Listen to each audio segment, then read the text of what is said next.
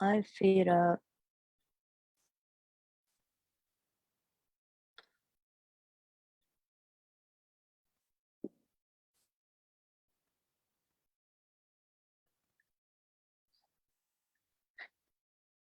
And we're good. All right, Beanie blessings. Welcome to Deadpan Dope Tuesdays with me, Deadpan Lizzie, the Beanie God. This is being recorded on Facebook Live and will be put on YouTube later. If you don't want to be seen or heard, please mute your mic and turn your camera off. Please unmute yourself if you do read and then mute when you're not reading out of consideration for your fellow artists. This mic is for all mediums of art and beanies. For those who don't know me, I'm an artist among other professions.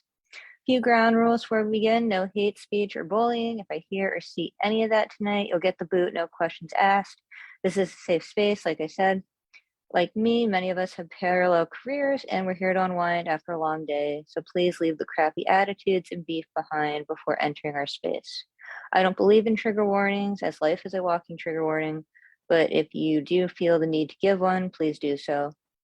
Each artist has 4 minutes to share. If you haven't already done so, please drop your name in the chat and I will add you to our list, and I will always announce who is on deck. All right, I'm gonna go over just our Word is Right calendar here.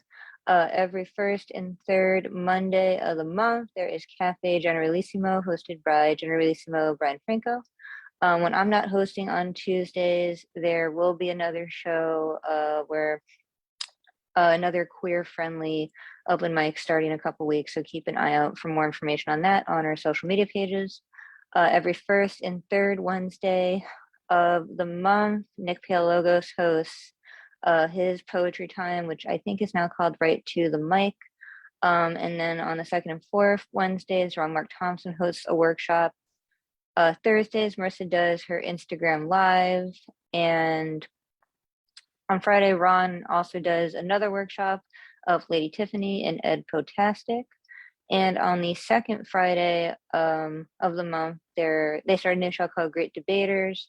I believe the debate this Friday is chocolate versus vanilla. So if you'll be around, go hang out with Marissa. And it's a fun time to write and debate amongst the artists. I won't be there this Friday. I gotta go support La Bruja at her one-person show at the cafe. But I hope everyone has a good time at the Words Right.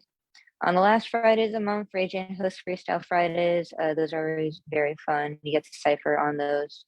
On Saturdays, the first Saturday of the month, Marissa hosts a Cash Slam. And then the rest of the Saturdays of the month, just a general open mic where there's always a double or a triple feature. And then on Sundays, Tori Luss hosts a writing workshop on the first and third Sundays. And then on the second and fourth Sundays, Majuk and myself host Rainbow Table Talk, which is a platform where we discuss LGBTQ rights and issues amongst our community. So there's something here every day at The Word is Right. We always want art to thrive pretty much 24/7 if we can. And there's a lot more workshops and mics to come later this year. Also, April 15th, we've extended our deadline. Myself and Red or Green Books, we are curating an LGBTQ art anthology. So if you are a member of the LGBTQ community like myself, you have till April 15th, 11:59 p.m. Pacific time. I'm being generous about that, even though I live in New York. So please submit any medium of art. If you got lyrics, an essay, poetry, drawings, anything you want, up to 3 with a cover letter. You are not limited to writing about that part of your identity, but you of course can submit about being a member of the LGBTQ community. The book will come out later this year and we're very excited to share that with everyone. What else I gotta say? I think that's it, and we can get to our open mic. So thank you all for being here. First up tonight, one of my favorite artists and musicians. Please welcome to our Zoom stage, Jamie McCormick. And on deck, we have Christopher Moore. Hey, Hello. hey, I'm gonna play one called Is Love Not All? In brackets, Welcome Me Home.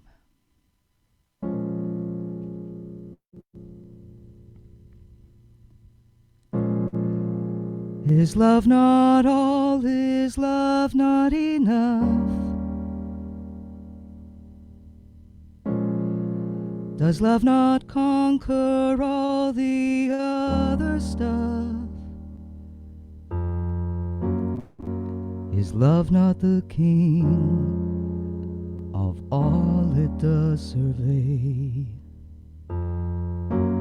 Does love not always find a way?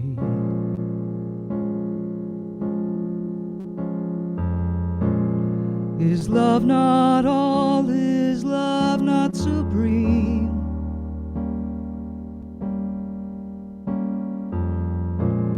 Does love not make a reality of the dream? Is love not the builder of bridges in time? Does love not want you to be mine?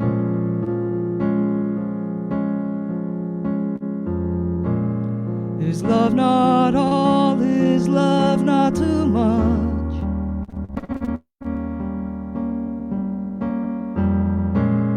Does love not need the personal touch?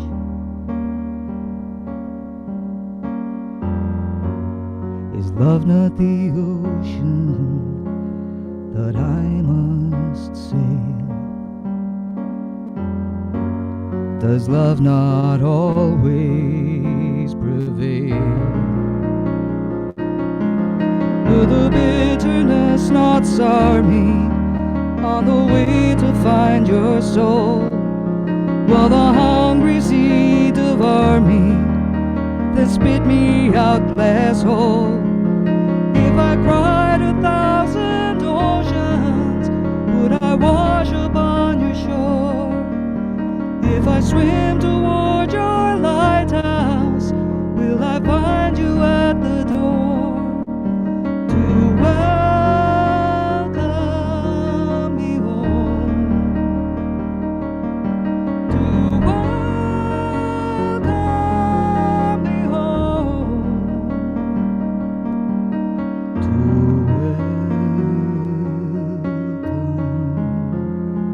welcome me home.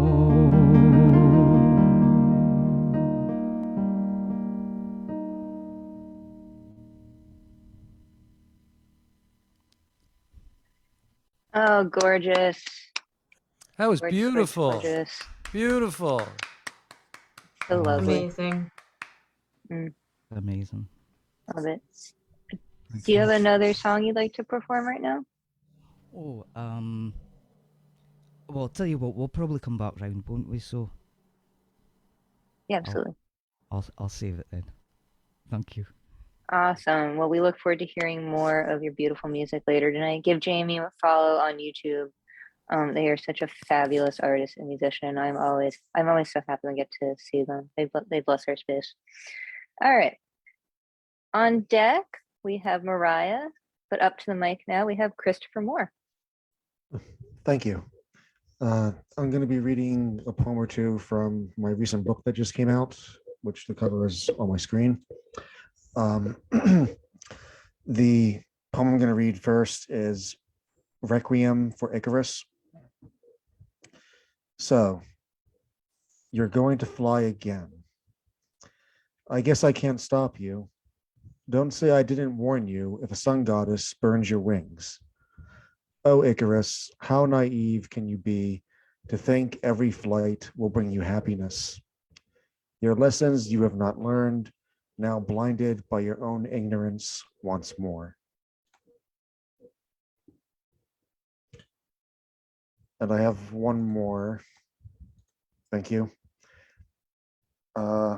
This next one, see if I can find it. Okay. This one is called Golden Apple of North Sparta.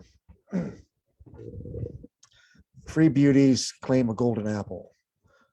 One from the east with historic beauty states her charm alone is why she should possess it. as her smiling face gets ever closer. The one from the north scoffs at her statement. Why should someone who's rarely around claim a prize so valuable as this? While they both argue, however, the last one from the south grabs the apple and takes a bite as she smiles. Once done, she pushes the others aside, looking at your face, saying, I win. Thank you. Give it up for Christopher Moore, everyone. What a lovely, lovely poem. Thank you for sharing that.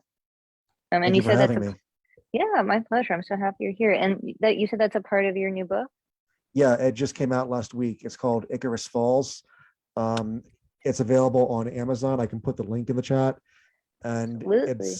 it's going to be on Audible soon. Currently, I have someone that I got from Fiverr working on an Audible cover. So in a few weeks, it will be an audiobook too. That's amazing. Congratulations on all of that. Please drop in the chat, and you can also drop it on our Facebook and YouTube page where people can go buy it. And if you're on social media and you want to plug where they can follow you to learn more about it, please do. Sure, I will. Thank you very much. Absolutely, and congratulations on everything. It's very exciting. I love how many books we produce of this community. It really makes my heart smile. All right, on deck we got Christy Scribble, but up to the mic now we got one of our new friends from the New York Poetry Cafe community, Mariah, who always has an awesome hat. Hello, it's good to see y'all. I got 2 pieces today. This first one's called Black Band-Aids. I was at the grocery store looking for black Band-Aids, and I was shocked because they had black Band-Aids. Yes, I was surprised too, because as a little girl, always falling like trees, Neosporin, white Band-Aids were supposed to keep me from falling like trees. Y'all, I had to take a picture of this black, brown, yellow, red Band-Aids. I screamed at my scars and said, you are real, as a tree that fell possibly because of Hurricane Ida at South Mountain Reservation, where I scraped my toes up against the rocks in the stream. The stream, I named her Hagar. Yes, a black woman in the Bible. I asked Hagar, if a tree falls in a forest and no one is around to hear it, does it really make a sound? What I mean is, if a black woman is racially assaulted in white America and white folks gaslight her pain, did it really leave a scar? Yes, it did. Otherwise, I wouldn't be at the grocery store looking for black Band-Aids. And I am as real as the fallen trees in the forest that you pretend you don't hear. And no matter how many times you gaslight my pain, I will always know the sound of the truth of what you are, and what you are is a chainsaw. Thank you. And this last piece is called Glowing.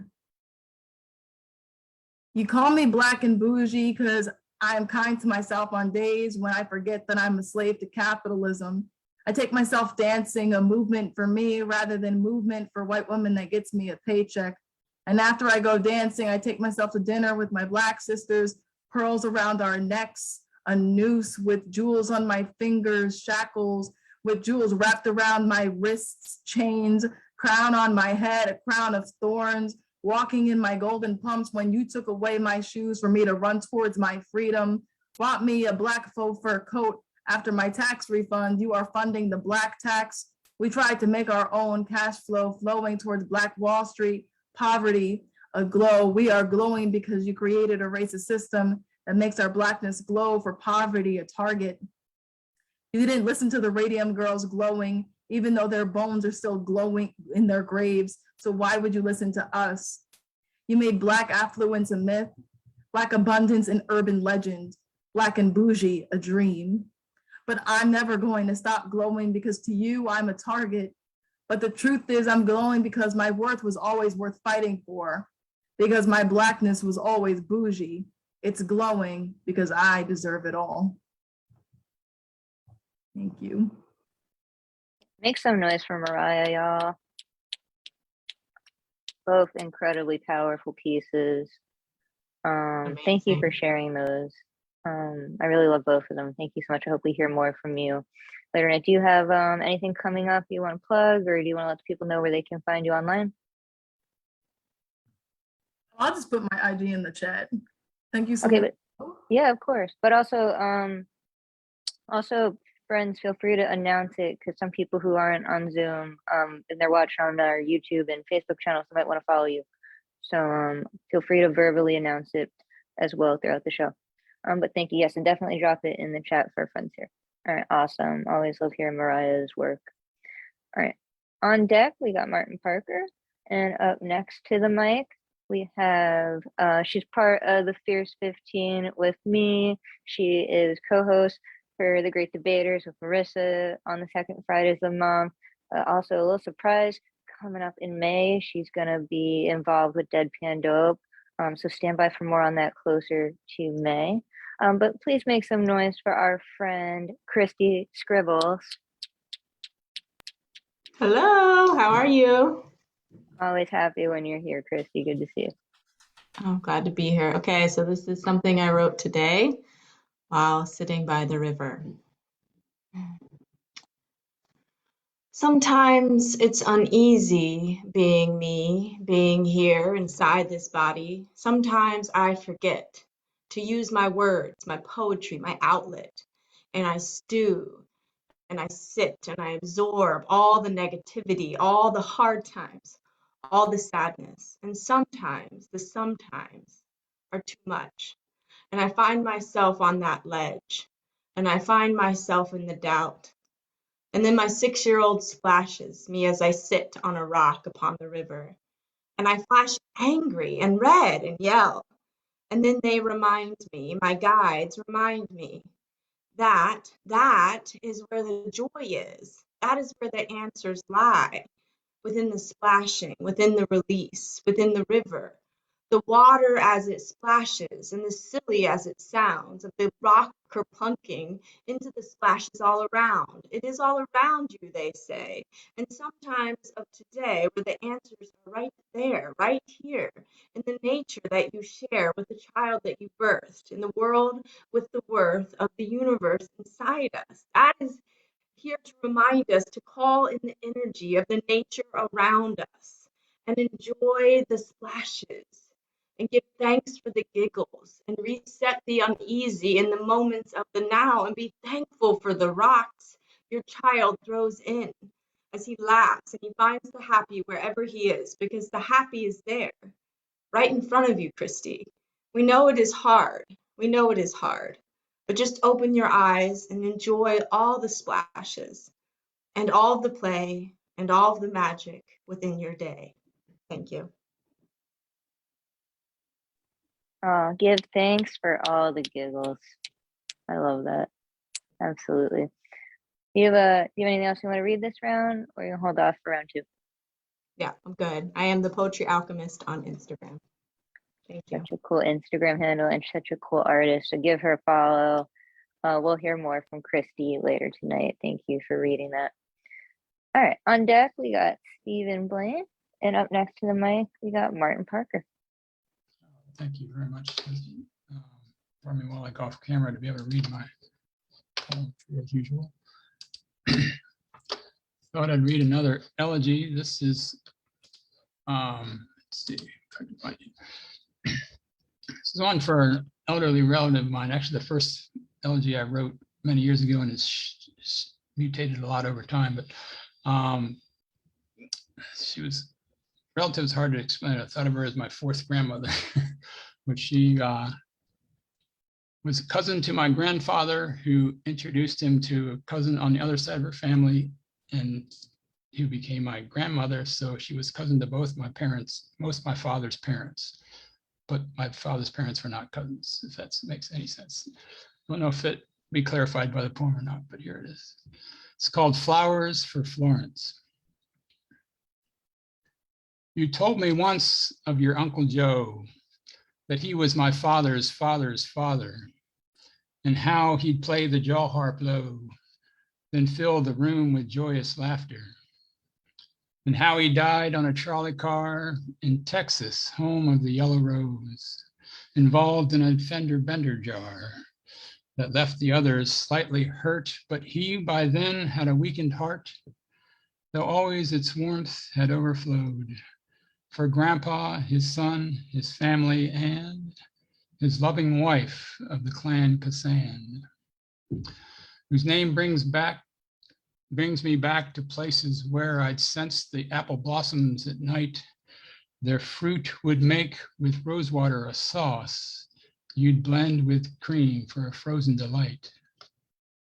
Quite like the beautiful, delicate lace you gracefully taught me how to make, while somewhere kittens danced around mid violets scattered on the ground. And Grandma like an anagram, made of letters like magic revealed within their lilac-covered can, whenever we would come to call. She was a cousin of yours as well, but on your father's Hadley branch, thus weaving together our family tree. When you suggest Grandpa stop by on his way through hills of blossoming buckeye trees, to fields we knew of purple vetch, to study the ancient biblical texts, receiving the first of his 2 degrees. She stole your cello playing bow, with whom you used to make such plans, in league with all your cousins Kassan, the maiden name of your mothers both, with Lily of the Valley for their day, that comes each year in the month of May, parading round the yard to the tune of pot and pan and ladle and spoon. He took her to a far-off land where dahlias and poinsettias grow, to learn a language you'd never know, not off to Fable's England sand, the land of roses white and red, or meath across the Irish Sea, where heather spreading over the lea, where cousins of first degree could wed. Just like his father, your Uncle Joe took his new bride to his native home, by banks of the languid river Perquimans. I wonder if there they grow persimmons, like those along the side of the yard, with the family house on College Street, tended by Grandma's old maid aunts, which were for Dad a bittersweet treat. And there his bride was taken aback to see the dark-skinned nurse of his youth so warmly hug him at the gate, magnolias blooming along the route. You did forgive Grandma, but quietly cried, the tears like cherry blossoms fall. When hearing that Grandpa had passed away, you didn't wait long to follow the call. But all the stories you told me, keep every single one of you, a part of my heritage you helped me find, oh so keenly alive in my mind. And still you're more pretty than all of the flowers, whose names you always knew. This is in loving memory of Florence Hadley Mills, whose name can be translated as Flowering Heather Lee Mills. Oh, Thank that you. was lovely. Everyone give some love to Martin. It was a beautiful tribute. Thank you for sharing. I love when you do these beautiful tributes on Deadpan Dope. I really appreciate them, so thank you. Give him a follow. He's got a cool Instagram handle, Parquillian. There are a lot of cool Instagram handles in this community. You can see my artwork on parquillian.com if you'd like to. Also, I can put that information in the chat. Yes, absolutely. He's a beautiful artist amongst our other beautiful artists here tonight, so thank you. I'm sure we'll hear more from Martin later tonight. So one of the things I love about my platform is we get the coolest artists collectively. We get poets, we get a lot of spoken word artists, but we get so many cool musicians that come on this, which is one of my favorite things about hosting it. So on deck we got Jeff Taylor, but coming up to the mic, and he can always make me smile, is the fabulous Stephen Blaine, who is just pure magic. Wow. Thank you. You're very kind. So I'm kind of exhausted. I was in an open mic in Raleigh a few hours ago, and then I migrated over to Queens, And now here we are back in Manhattan. I just never know where I'm going to be. But anyway, I've Back tried on the this, Upper West Side. the Upper West Side, right? And I wrote this the other day, and I've been tweaking it. I don't know. So let me share that with you. I'm going to share it. Can I share this screen with you, or is that? You should. I think I can give you. It says the host disabled participant screen share. Here, you know what? I'll make you the co-host. Okay, I'll give it back. So now to you should be able to screen share. Let me know if that works. Awesome. I just think it works better for me to be able to share my stuff. Here we go. No problem.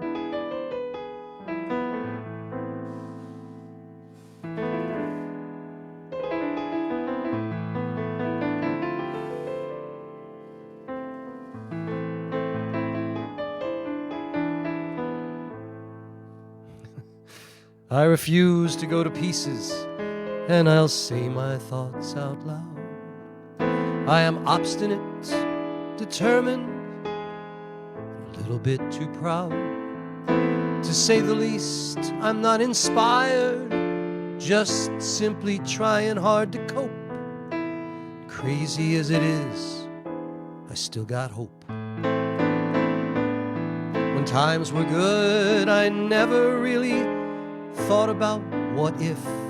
I'm simply not a planner, more day to day, you get my drift. And the years were mostly kind, but now I'm running out of rope. But fuck it all, my darling, I still got hope. And I cling to it each morning, and I sing it out all day. And in evenings when lights are low, I've been known to pray. There's sunrise in the morning, and there's coffee in the pot, and there's still a friend or two out there who commiserate with my lot. I don't think I'll mope around with the demons I invoke. There's you and me, and baby, we've still got hope.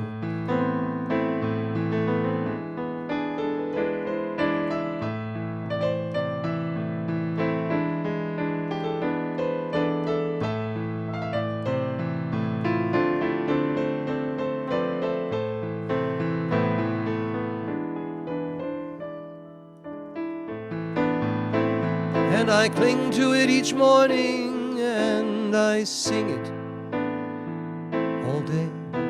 And in evenings when lights are low, I've been known to pray.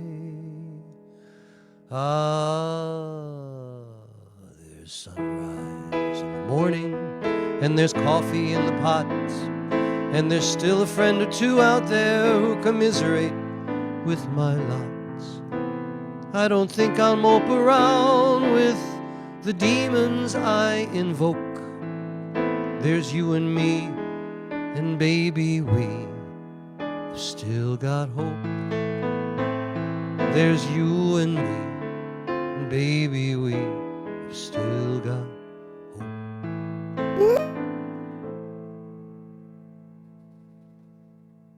Thank you. You still got hope, because we need it. Oh, it was beautiful. Thank you. I'm giving some snaps to Steven. Yes. Aye. Yes. Brilliant. Oh. Well, thanks, Jamie. Is that for me? Aye. Oh. That's the best praise ever. Oh. Wow. Oh. Wow. Thank you. I love Jamie. I love everyone here. But that was lovely, Steven. Yeah. Thank you. Thank you, Lizzie. Thanks for having me. Absolutely. Do you have another song you'd like to sing, or do you like to wait till later in the night? Yeah, I'll wait. I probably got to bail by 10, so but it's okay. I love to listen to everybody. All good. All good. And y'all, if you don't hear him again later tonight, give him a follow on Spotify, Stephen Blaine music, and SoundCloud, right? everywhere. everywhere. Just type Stephen Blaine In music. fact, and I'll you- let you in on a little secret. On SoundCloud, I just uploaded a brand new album, and it's not. I'm not officially releasing it, but it's there. It's public. I mean, what else are you gonna do? which means that I have more music to listen to while I run. Oh, I hope you like it. It's called The Met. The Met. And, Oh, I will definitely check that out. thank Yes, you. I need new music to listen to on Marathon Train. So I love it. Grab a glass of wine. I think you might like it. Grab a glass of wine while I'm running. Yeah. Well, you need something faster than this album. My little applesauce packets I keep in my vest. I don't drink alcohol, but Right, I will sip. I'm like very dehydrated today. I don't know why. I've been chugging seltzer all day, but that's what I'll be chugging as I listen to the beautiful music. Well, thank you, Thank you. Stephen. Thank you. Awesome. Oh, Urban Cowboy Poet just got here. I will add him to the list. All right, on deck. I got my list. Ethan, I didn't see if you dropped your name in the chat, but do you want to perform? Okay, great. So we have Ethan on deck, and up next to the mic, we got Jeff Taylor. Thanks, Lizzie. Good to be here. Good to see you. Yeah. Yeah. Shout out to the no alcohol drinkers. It's been 15 years for me. Woo! So today is so here's my 3-year-old in the background. But today's the 28th anniversary of Kurt Cobain's suicide, and so I wrote a new poem about that. It's called Left a Hole. It's the anniversary of Kurt Cobain's suicide, and Sean says Ben and Jerry's gave out free cones on their anniversary. Does that mean Purdue Pharma will give out free opiates on their anniversary? Is Courtney Love standing on a corner somewhere giving out free angst? Do drug dealers remember the day they sold their first bag? Do doctors remember the first poor person they thought was lying? Which came first, the rock star or the adoring fan? The suffering artist or the untreated medical condition? On the road home from Aberdeen, all our arms taste like scars.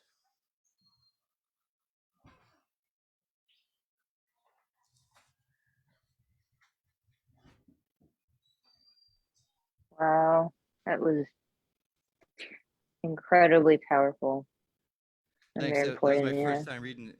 I just finished it like an hour ago. beautifully read and incredibly important. Yeah, it's incredibly. It's very sad. I like Nirvana a lot, and it's very sad Yeah, to know that he suffered from his addiction. But but I'm glad that we have you shared that piece and you wrote it, and that it's out there for people to listen to and hear when they need it. So thank you. Do you have another piece you'd like to share now, or do you like to later in the show? I can wait till later in the show. No problem. Yeah, we're just chilling here. But thank you. I'll give Jeff a follow on Facebook, Jeff Taylor, right? Jeff Taylor, yeah. Well, check out Garage Poets on Facebook group. We have an open mic on Friday nights. Me and Ethan Mackler, who's coming up next, are 2 of the Garage Poets, and then there's a third, Anna Jeffrey. And we've got the open mic, and then we do some shows. We've got a few things coming up. April 20th at the Cantab Lounge in Cambridge, Mass. If you're local to Massachusetts, but yeah, definitely check out the Facebook group, and you can come and read some poems with us on Fridays if you're free. Yeah, absolutely. I'm a part of that Facebook group, but now that the world's opening back up, I'm rarely around on Friday nights. But if I am or am, I will stop by for sure. And we got a little cameo from Jeff's family, which is nice. So yeah, join Garage Poets. Also, I forgot to mention, because I'm just out of it today. Happy National Poetry Month, everyone. To all the poets and artists out there. We need poetry and art to keep the world going around, and it's been a really awesome National Poetry Month so far. So keep blessing us with your beautiful words. Thank you so much, Jeff. We look forward to hearing more from you later in the show. All right, on deck we got Terry Rose, who's also part of the Fierce 15. But up to the mic now, who is also part of the Garage Poets, we got Ethan Mackler, the coolest bassist. Thank you.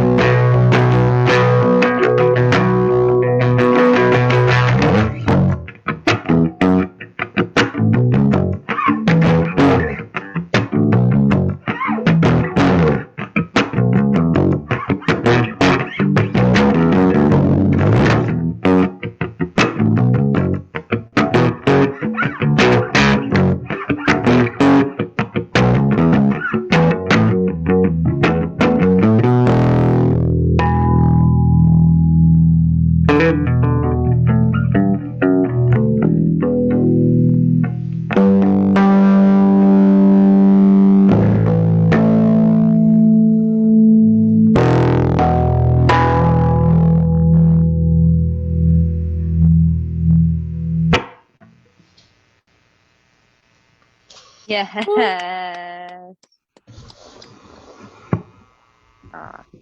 Ethan's the best bassist. Thank you, Lizzie, for the kind words. Oh, I'm always so happy. He's got the beanie, he's got the sunglasses, he's got the bass. He's just cool.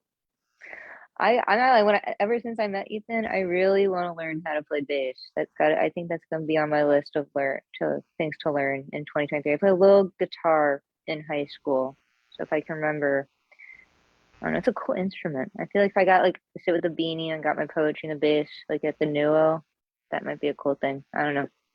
I Well, got to have to work. What do you say? Well, as you get older, you know how you like having the words being printed bigger and stuff. With bass, the strings are bigger, Okay. so it's bigger target to. Yeah. Yeah, no, that's something I want to do in 2020. Not 2022. I got too much on my plate in 2022, but 2023, putting that idea out into the world. I'll make it happen. All right, awesome. Give Ethan a follow, y'all, on Facebook, Ethan Mackler. He's also a part of Garage Poets with Jeff Taylor.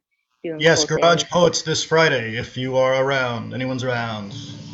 Yes. Garage Poets Yeah. open mic. Yeah, it looks like I'll stay in one Friday eventually, and I will come hang out. All right, awesome. All right.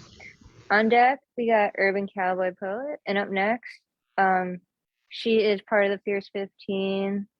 Give it up for Terry Rose Jurtson. How are you, Hello. Terry? I'm okay. I worked all day, so I'm kind of beat up by the end of the day. I'm just really not good for much. I have some poetry I wrote like first thing in the morning to a prompt that was for movies. I posted it earlier. You may have seen it. I'll just read it. It's a short one. Let me find it. Hold on. Wow. There's a million things going on all at the same time right now. Okay. So this is for the Galaxy of Poets.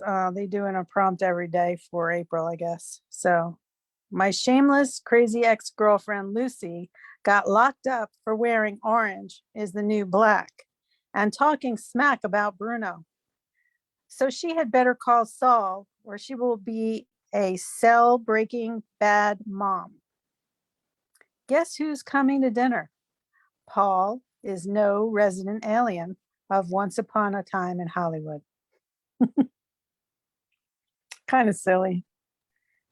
I loved it. It wasn't silly. It was just fun. It was very clever. Thank you. Yeah, I actually really love that film. That's with that came out last year with like Leo DiCaprio, right, or a couple years ago. Oh yeah, that was great. Yeah, really. I mean, I'm not like the biggest Tarantino fan, but I really did enjoy that film. It's awesome. Do you have another piece you want I'm to share? looking, Or I'm you, scrolling through. Yeah, I do have this one. What is closure? I don't really want to read that one. Let me see if I have something else. you don't have to, but I feel like I could learn from that film. Which one? What The is closure? one. Yeah. All right, I'll go I'm not. back. I will read it. It's in the book. Yes, by her post. That the first one's not in the book because that's like new shit. Well, that'll but be in book this- number 2. Yes, I actually want to write book number 2 about my dog, but you know, it's only going to be for dog lovers, whoever is a dog lover out there. We all love dogs. But Okay, no, so go ahead. No, go ahead and say if you want to read the closure film, I'd love to hear it. Yes, I'm going to. I don't know if it's going to help you, but I'll read it. What is closure? If I have it, then why do I still feel this heaviness? Anchor tied around my neck. Does it make you feel any better? Is it parting ways with no goodbyes? Or is it kicking and screaming your name through tear-stained cheeks? Is this why I return to the beach time and time again, hoping to see you in your angelic form, resurrect yourself from your watery grave? Either way, another chapter of life has been concluded, diluted, summarized, with or without your approval. Will we ever see each other again? Will we ever mean that much to each other again? Sometimes the aching in my heart tells me there's still a chance. If not in this life, then maybe the next.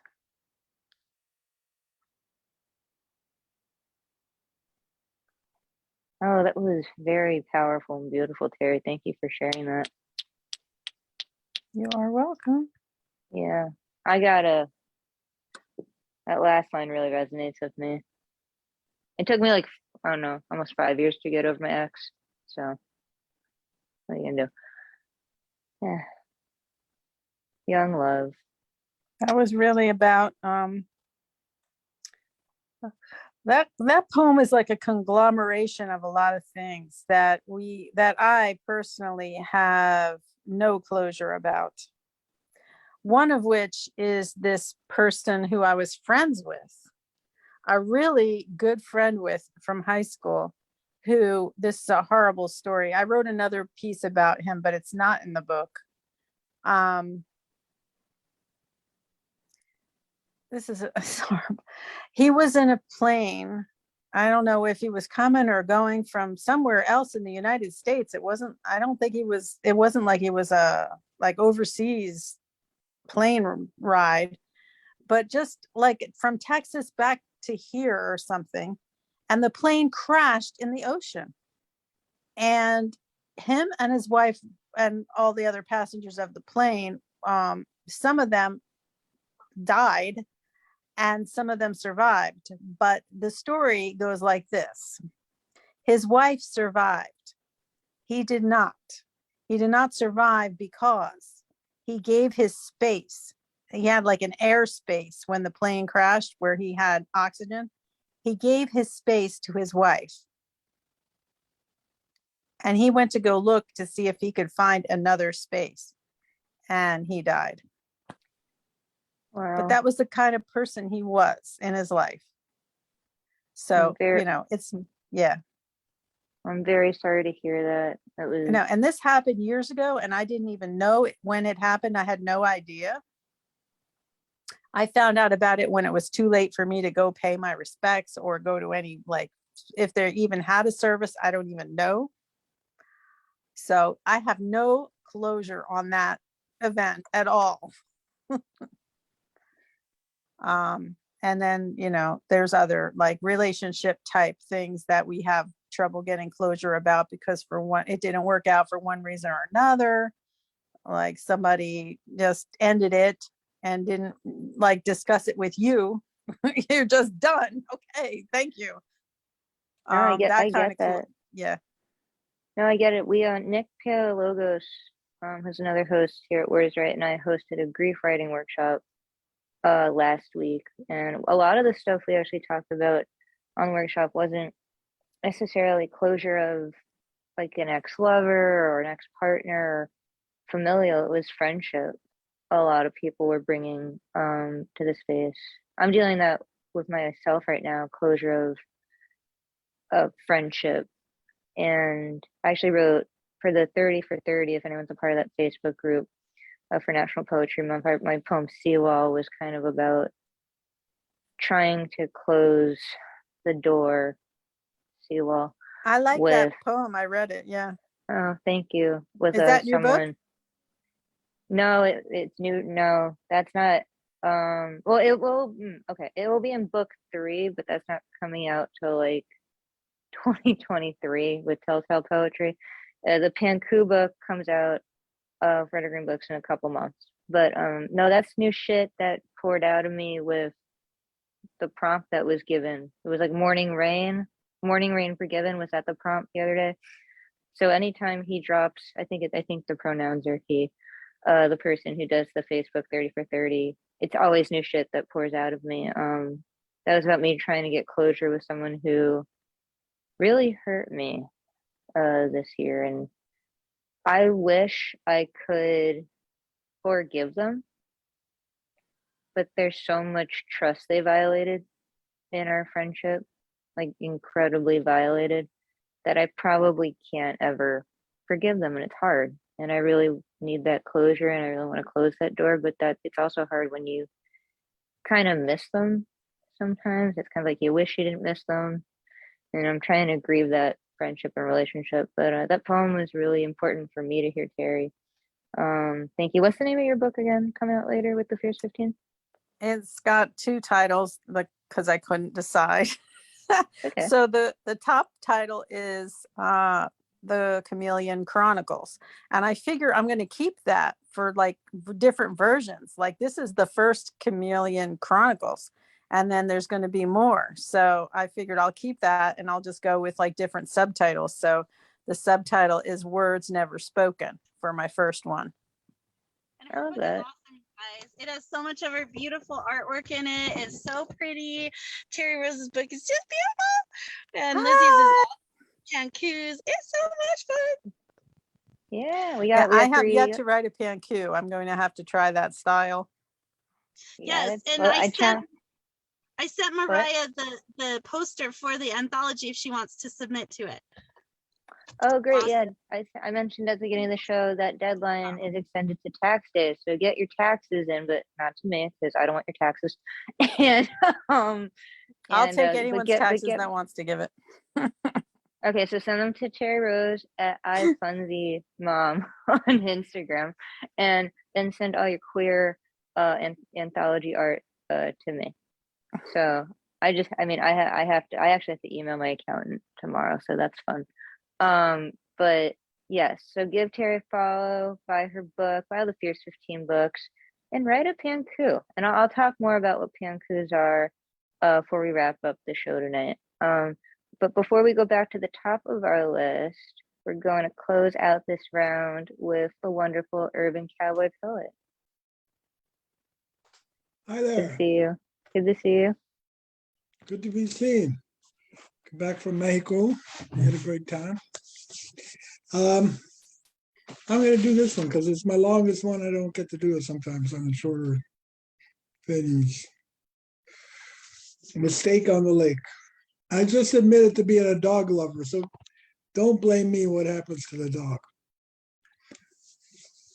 At Christmas, Henry awoke from his sleep to find a present, a brand new Jeep. His memory fades during holiday cheer. He'd bought it himself, then drank lots of beer. He gathered his buddies. Say, why don't we take my new Jeep down to Watson Lake and hunt some ducks to feast the new year? They all agreed and ordered some beer. Now, any lake they could have chosen in winter in Michigan was frozen. I hope there'll be ducks. State season for deer, Arnold declared as he chugged down a beer. They piled in the Jeep. They packed a lot of duck calls, decoys, guns, and duck shot. Henry's black Labrador rode in the rear, lying on several cases of beer. They drove the Jeep out on the lake. Sam wondered if the ice might break. It's plenty thick, no need to fear. Stop your worrying and pass the beer. There's no patch of water. What do you think, boys? No pond for the ducks or to place the decoys. We need a hole so ducks will come near, Henry explained as he opened a beer. Now, Joe worked at a construction site. He said, on the job we use dynamite. So just in case I brought some near. What a great idea. Get that man a beer. Joe said, here's a stick we can use. Toss it far. It's got a short fuse. Henry claimed, I can throw it clear. I'll warm up with another beer. First light the fuse, then throw it and run. It may not be legal, but it gets the job done. The explosion might knock you back on your rear. We'll watch and laugh and cheer you on with a beer. He flung it way out, but before it hit, his dog went racing after it. Sam cried, oh no, he'll bring it back here. We're all gonna die. I need a beer. He was a retriever through and through. Fetching was what he was born to do. The dog thought, I'll bet they'll be glad that I'm here. They'll probably reward me with some of their beer. The guys realized they'd made a mistake as the dog brought the dynamite back across the lake.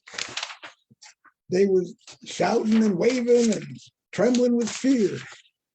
They were shaking so much they were spilling their beer. Henry shot at his boots with a load of duck shot. Didn't hurt him much, but sure stung a lot.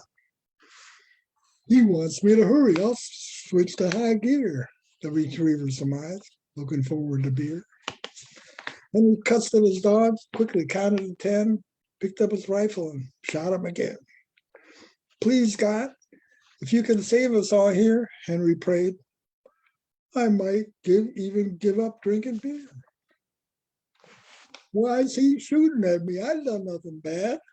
The dog concluded, my owner's gone mad. He ran for cover for the first place near, under the Jeep, which was still full of beer. The poor critter died in a big explosion. That part of the lake was no longer frozen. Henry cried, yikes, we're stranded here. There goes my Jeep and my dog and our beer. With all their stuff sunk, they were plumb out of luck. But some decoys survived and lured many a duck.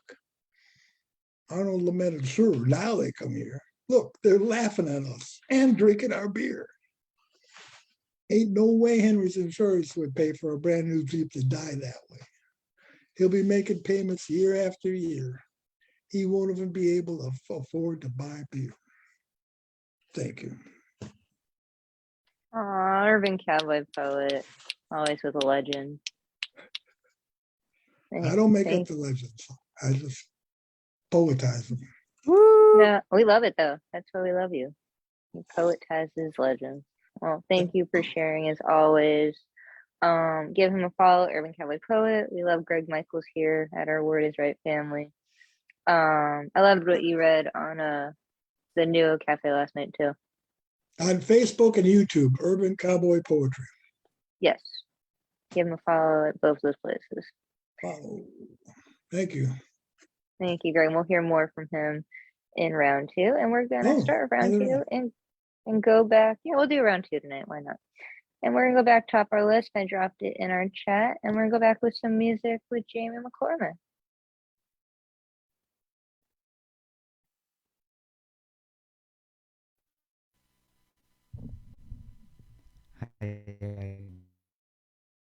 Again.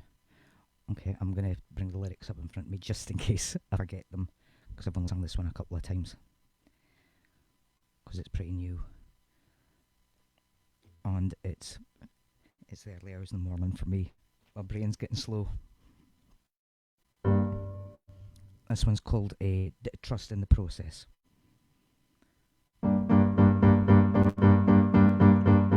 I'm gonna trust in the process, cause this time I know I'm gonna trust in the process and go with the flow. I'm gonna trust in the process, cause it'll come good. I'm gonna trust in the process, cause it's understood. Cause I will learn my lesson in time, cause the universe knows what is mine, mine. I'm gonna trust in the process, cause there is a plan. I'm gonna trust in the process and do what I can. I'm gonna trust in the process, cause I'm still alive. I'm gonna trust in the process and I will survive, cause I will learn my lessons in time, cause the universe knows what is mine, mine.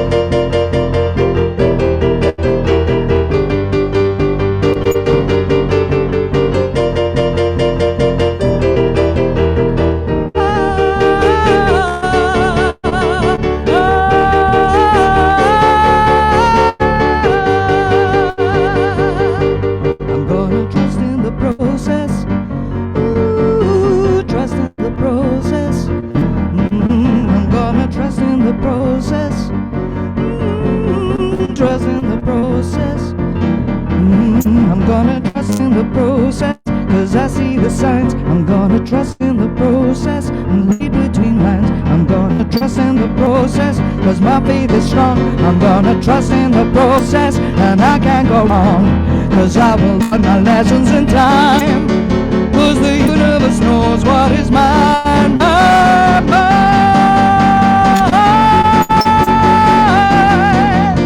The universe knows what is mine. Oh,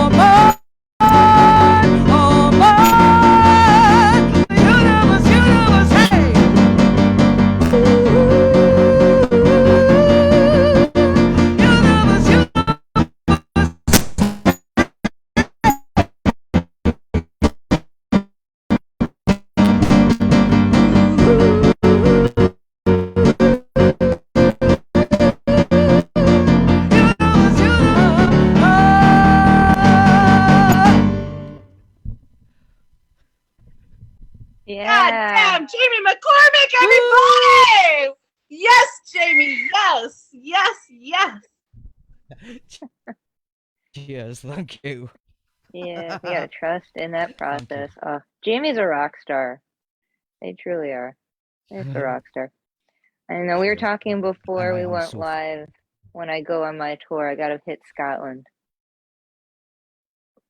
I will get there. Oh, it's a country. I cannot recommend Scotland highly enough. Well, I mean, I'm mostly coming to Scotland to Cheers, just thank you. hug you, but I also want to see Scotland. Well, buzzies. And give you a real hug. All right. Well, we'll give another song you want to play right now, Jamie. Oh, do you know what? I'll do my romantic one. Oh. Why the chuff and puff not? Why the chuff and puff not sing the romantic one, eh? Okay. Right, if you're of a sensitive disposition, you might not want to listen to this. You might be a wee bit sick in your mouth because this is just unadulterated, just fucking romantic and love and.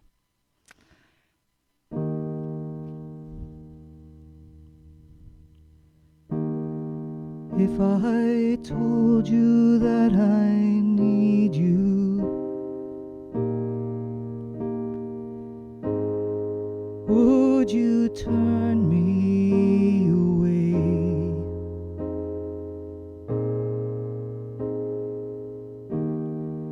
If I told you that I want you,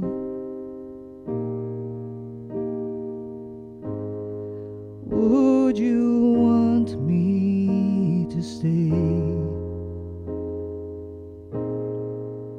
'Cause I love you, and I don't think I can pretend anymore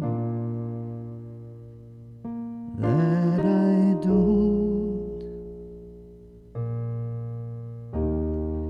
If I told you that I need you,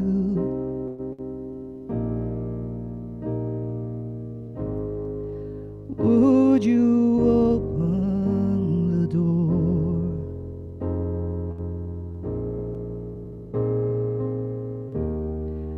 If I told you that I want you,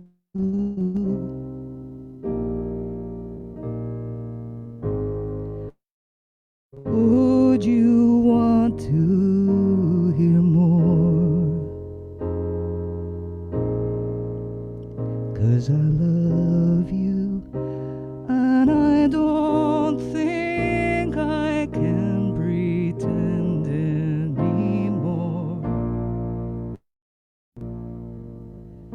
that I don't.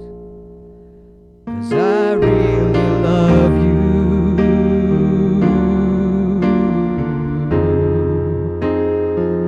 Yes, I really love you.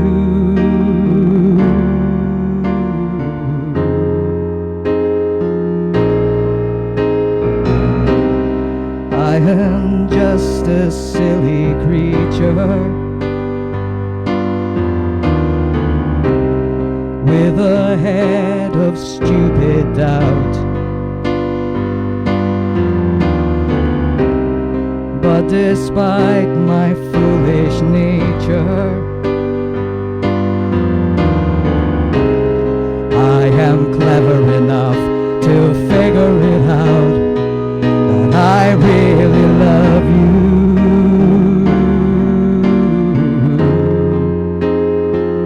Yes, I really love you.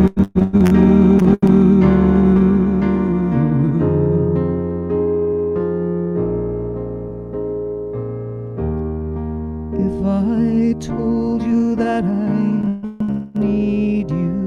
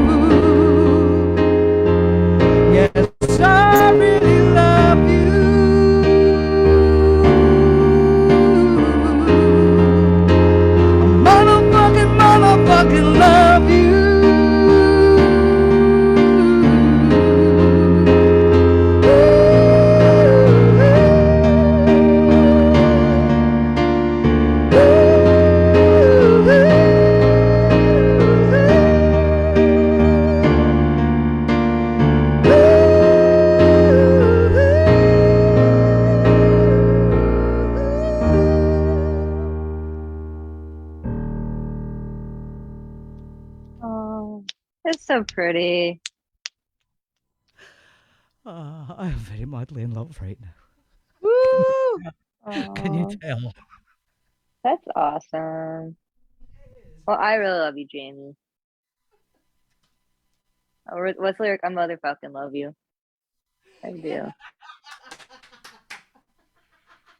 I do. That's the best kind of love, though. Motherfucking love. I'm saying it right now. That's the highest rank of love.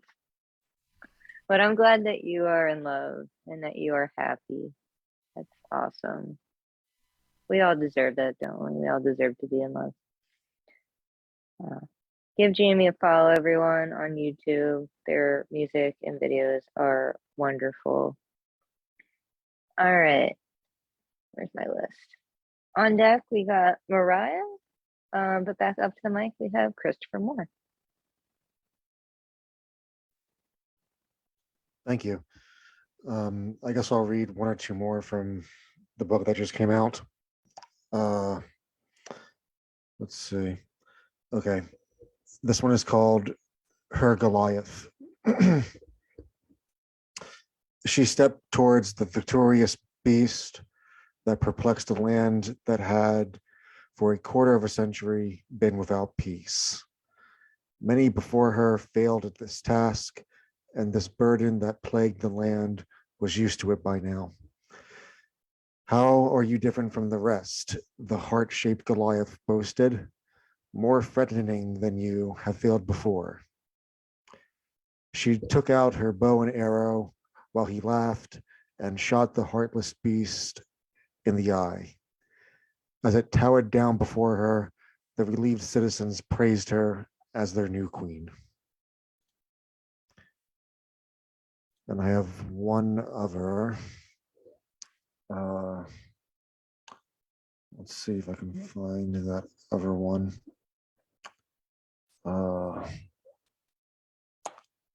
Okay, this one is entitled Her Ambrosia. She tried to achieve immortality in the pantheon within my mind. Nothing on earth sounded sweeter to her than standing on my pedestal heart. Perhaps bows of reverence would make her smile and blush, who knows? Pushing competition down as if they were Icarus, what made her want to achieve this status when she was perfectly fine being mortal before? Thank you. Buy his book, everyone. I love the title, Icarus Yes, Falls. please do. Yes. Drop that information in the chat. Icarus is the one whose wings melted, right? Yeah, He flew got too close to the sun. Yeah, Yeah. he got too close to the sun. There you go. Which is a recurring theme in the book. No, I love that. I love those myths, especially in poetry. It's beautiful. So thank you. And buy the book. Absolutely. I'll go he'll post his Amazon link in the chat for everyone. Thank you. Yeah, absolutely. Happy you're here. All right. On deck, we got Chris Scribbles. Back up to the mic, we have Mariah. Hello again. We were talking about grief and friendship earlier, and so I thought these two poems were appropriate with that. The first one is Grandmother Grief. I was shattered. Why would the spirit that shapeshifts himself through images and messages of love take her away from me? And then she appeared. We cried, screamed, sang, danced. She speaks in silences, wraps her arms tightly around you, fills your spirit with reckless love. She gave birth to Mother Hope. Her name is Grandmother Grief. Believe in her magic. She is not finished healing yet.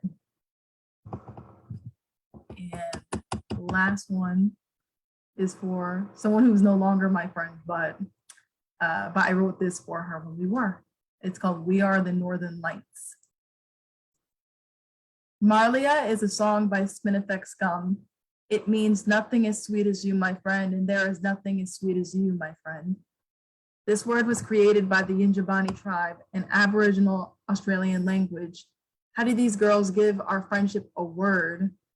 We are sitting in the open trunk of your car watching the fireworks at Eagle Rock Reservation. We got labradorite stone friendship rings. Did you know that when labradorite stones got heartbroken, they created the Northern Lights? Because it really happened. Yes, it did. We are like labradorite stones. When human beings are heartbroken, we create the Northern Lights with our laughter. We blast the music even louder and sing, "You are my Marlia." We are the Northern Lights. And there is nothing as sweet as you, my friend. There is nothing as sweet as you, my friend. That's it. Oh, those were lovely. I'll give some snaps to Mariah. Awesome. I love both poems, but especially the first one. I lost my grandmother earlier this year, and the grief of losing her has been incredibly painful. But those words, I really needed to hear them today. So thank you for sharing. Always happy to hear your poetry. Give Mariah a follow, everyone. I'm so happy you're part of our community. We've gotten to know you over the last couple months, so thank you for being here. Absolutely happy to have you here. All right, on deck we got Martin. Have you ever read the Beanie Blessings poem? No, I have not. Okay. Would you like to, when we close out tonight, read Beanie Blessings? Sure. Thanks. All right, drop your email in the chat for me and I'll email it too. All right, but Martin's on deck, but up to the mic now, we got Christy Scribble. Hello. Okay, I wrote this one in Ray Jane's last open mic. She had a prompt and this is what came out. To say what I have to say would take too damn long. So much to say, so much to do, so much to say. My mind is scattered and I hear, stop, Christy, breathe, Christy, take a breath and ground down and allow Earth to hold you. She does hold you, you know. She holds you in the hardest of times, in the strangest of times. There isn't even any time anyway. So just breathe and just allow the words to come.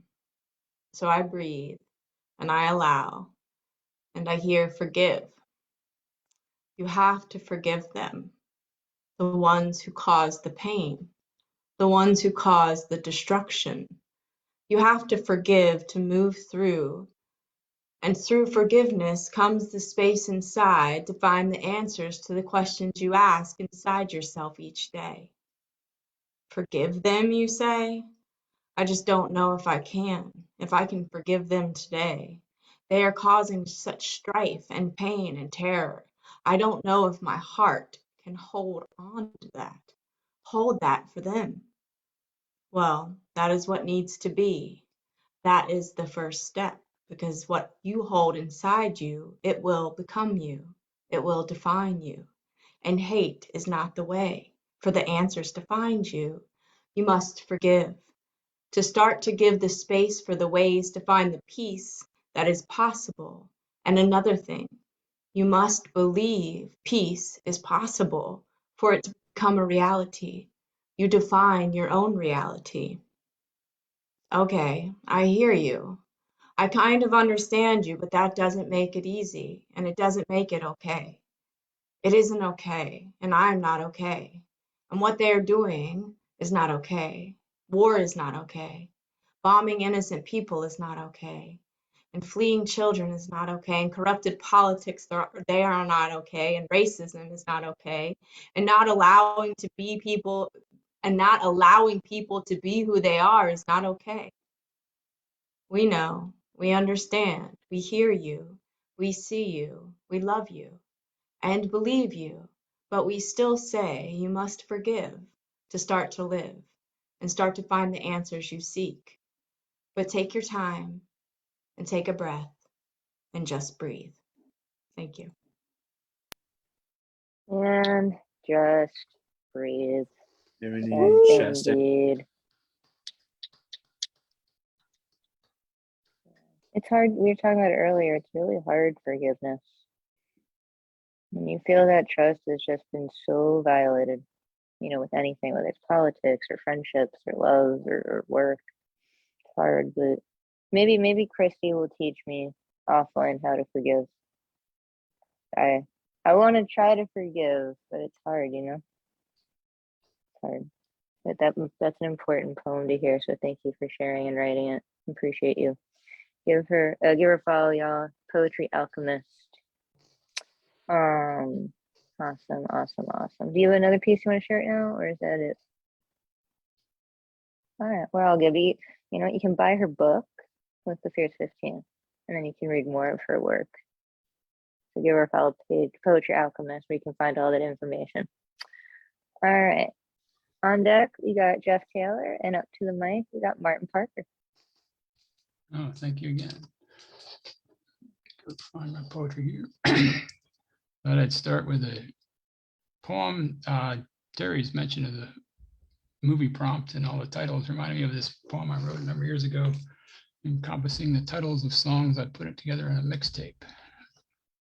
And it's called Drifting. Drifting gently away from the shore, I find myself grateful to the Lord of the Wind for bringing fair breezes on this crystal clear day as I go sailing toward what will have been. Now flurries are falling and clutter the air, making the sky a cloudy white haze. So I watch the snow dance on the banks of the stream, and soon am entranced and lost in a daze. Suddenly I hear the water ahead utter a cadence and cascade below, but feel the Selve moon turn the tides in time to alter the way the falls flow. Even in the quietest moments, with only the faintest of sounds all around, I often find myself wondering aloud which direction I'm going and where I'm bound. But I hear a voice call me from across the sky as a pillow of winds fills my sails with ease, and the sun shines golden, golden as the dawn, on the mouth of the river as I exit to the seas. And I have one more I think I'd like to share here. Just everyone talking about trying to find resolution. This is about a situation that's ongoing with my partner's mother. It's called Sad Photo.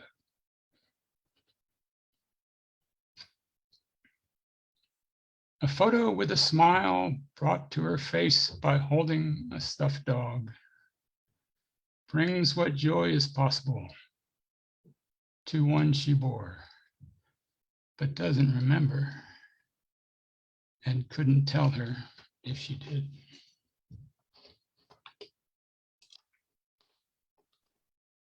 Thank you. That was awesome. Make some noise for Martin, y'all. Give him a follow, Parquillian on Instagram. And he's gonna close us out later with Beanie Blessings. I'm excited to hear him read that. So thank you. Thank you for being here as always. All right. On deck, we got Ethan. And up next, we got Jeff Taylor. If Jeff, you got your, oh, there you go. Okay.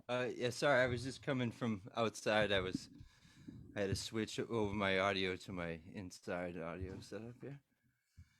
But so I'm gonna read this poem about I don't know. It's about art in its effect on the world, I guess. After reading an article about how Banksy had rigged one of his pieces of artwork to destroy itself as the gavel hit down on its sale, I thought about what it would be like to shoot a buddy comedy with him. Banksy and I montaging around, trying on different hats and punching Nazis. But even if we had gotten him to shoot a buddy comedy with me, Jamal Khashoggi still wouldn't be around to watch it.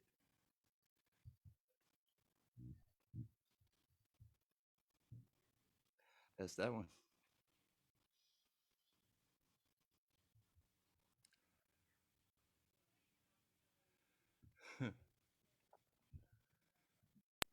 Do you have another one, or is that just one for now? Oh, I can do another one. Yeah. I wasn't Yeah. sure how many we do per round, so I I mean, didn't want to. we're an intimate group tonight. If everyone wants to do like 2 or 3, that's fine. Yeah, I got another one I can do here. Awesome. It's called Ween. When I was a Gatorade drinker, the only reason I had to get out of bed early was to buy drugs or concert tickets. Maybe that's why I gave it up. When I was in line at the Roxy waiting to buy Ween tickets, the fish fan in front of me ate too much acid, combined it with too much E while drinking too many beers, standing all morning long in the summer heat. He puked, fell to the ground, twitched a few times, then got up and ran away, almost all in one affected motion. I saw him as I walked away with the last ticket. I asked if he was all right. He said he was fine. He knew he was taking too much, but he did it anyway. The people he came with were going to be pissed. He had done this to them before.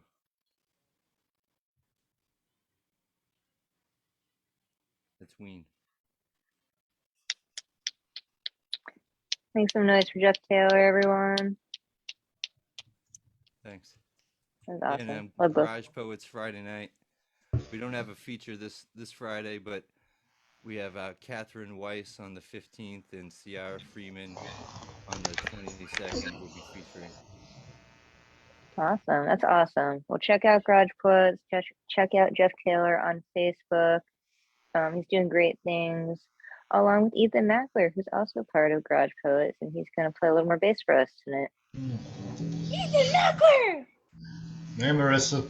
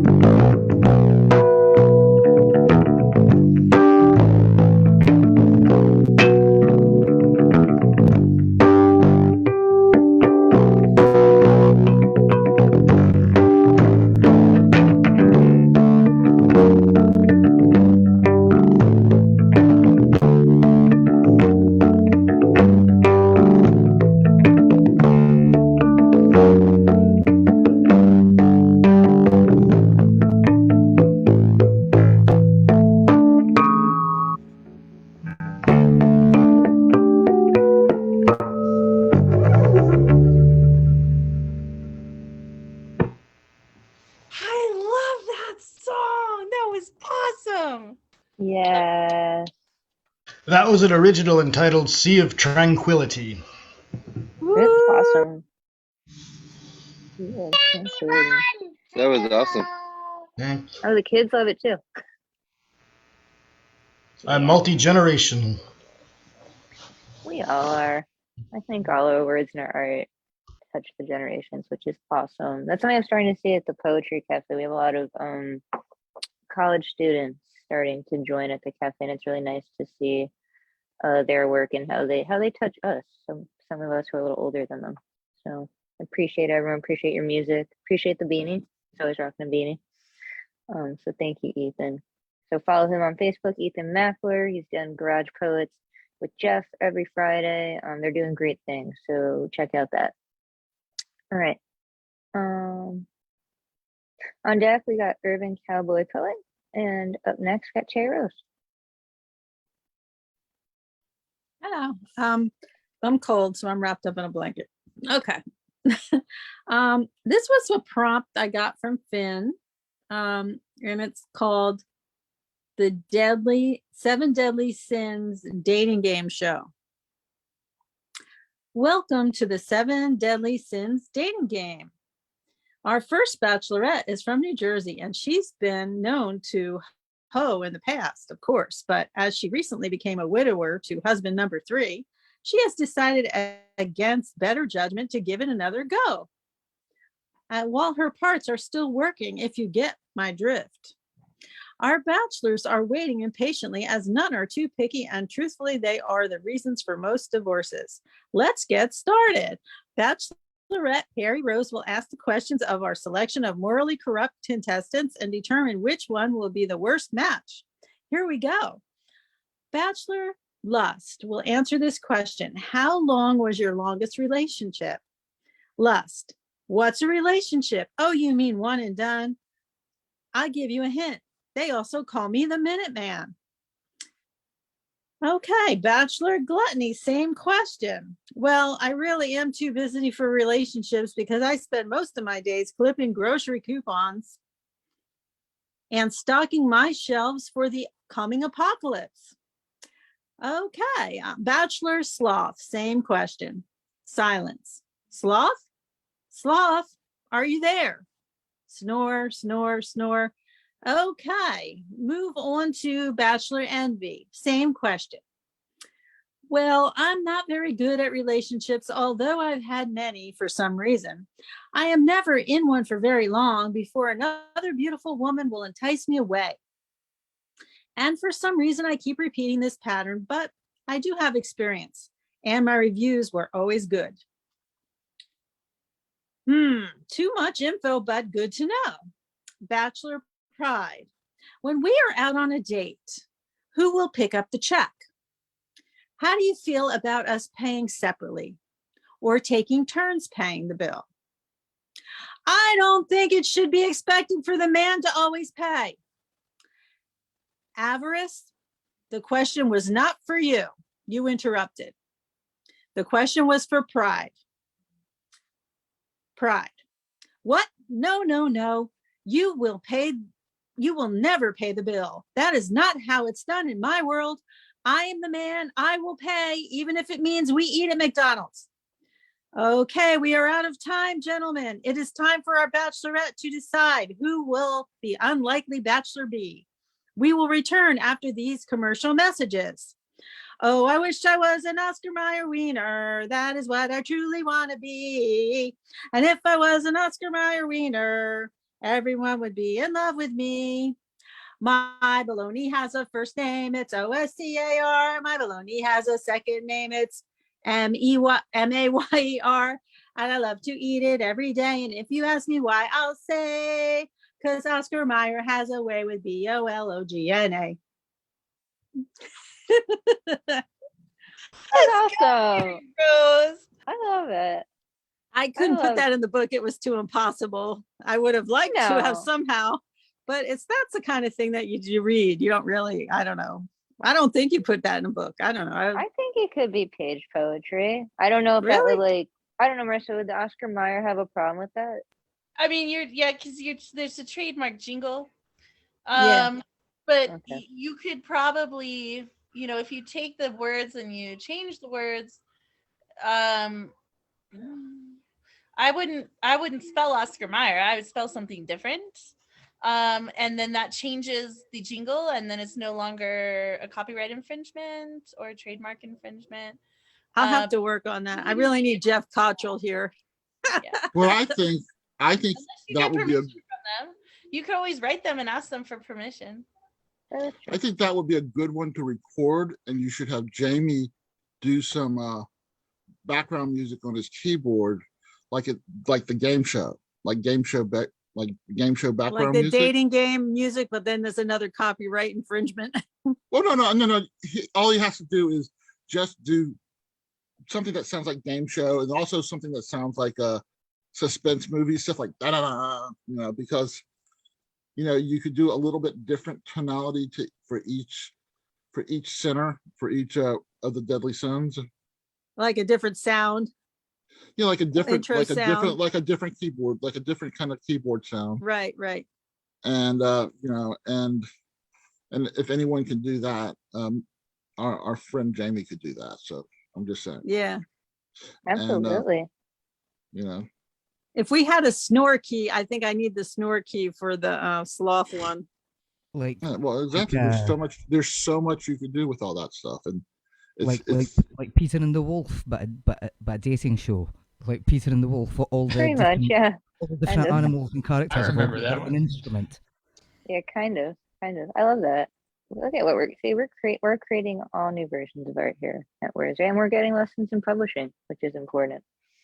Check out Reddit, y'all. If you want to publish a poetry book or really anything, check out Red or Green Books with Marissa Proud's publishing house. She's published many of us. Yep, she's in the lower box here in the Zoom. She published many of us and many people in our community. There's gonna be close by the time we get to the New York Poetry Festival in just a couple months in September. There's gonna be close to 40 books. There's the publishing house in 2 years. How exciting is that? Anthologies. And Greg, we pushed the date out. So if you have a manuscript ready to go, Greg, now that you're back stateside, if you wanted to try to look at having this out for September for the New York Poetry Festival, just let me know. I may have an opening. So if you I've emailed you, but if you don't have the emails or whatever, I can always send you another email. Oh, okay. I'll send it. I thought I missed the deadline because my computer died. It did, but we technically the first manuscripts were due April 1st. I pushed the date out 30 days because they pushed the New York Poetry Festival from July to September. So if you have a manuscript ready to go to turn in, or you're close in the next couple weeks, it would be ready. You can hit me up with that because I'm going to be busy right now doing these other, the ones that are coming in now. We're almost sending some to print. Like Terry Rose's is pretty much ready to go to print. We're waiting for her cover art. She may be the first if Stephanie Eisler Vance does not get me her cover art. That is part of the thing. And when you work with the in-house artists, things get done a little faster than when you outsource. But and we keep the rights. So yeah, you just give us permission to publish it. So we file the copyright on your behalf, but you're listed as the owner. We're just the you're giving us permission to file the copyright, but your name is in there on the copyright. We never own it. It's your intellectual property. So I could republish it The contract gives the press so many years that we have rights to publish it. But after that time, the contract is reevaluated and decided if you're wanting to extend it or not. But yeah, so there is an exclusivity for that one manuscript for a certain period of time, but it's not forever. And it's, it would be fun because you would have some exposure across, 15 other people and their work. And then you'd have a chance to come to New York and do stuff there. Yeah, So a lot of people have questions like how many books. So if you're looking at 6x9 is chapbook, perfect bound, soft cover, up to 100 pages with an option to go up to 150. So if you take your Word document and just change the size of 6x9 with 1-inch margins, you can see how big your document is. Okay. Yeah, I started reformatting to 6:9. Mhm. My Yeah. legends to see if it fits. I was ready to write and Zoom and everything in Mexico, but my computer died and I It's didn't fine. It's okay. get a new one until I got back. We're not going anywhere, Greg. But yeah, if you're now that you're stateside, if you're ready to go, if you have something assembled, we can talk contracts. And All right. and yeah, okay. Cool. Yeah. So yeah, publish your books with Red Green Books, y'all. And then come hang out in New York City. I gotta buy a lot of Gatorade for myself before Marissa comes to New York City. Get the electrolytes in. I might be needing a place to stay. Well, Just they're gonna putting do it an out there. Airbnb. They're gonna do a poet Airbnb. I'm gonna do a Google Form sign up if for anyone who wants to Airbnb. It'll be Friday, Saturday, Sunday night, mandatory. You don't have to stay all 3 nights, but you're gonna be paying for all 3 nights because if we're all gonna go in on this together, I don't want to leave the last night cost for anyone. And it's going to also include the cleaning fee and whatever the Airbnb fees are.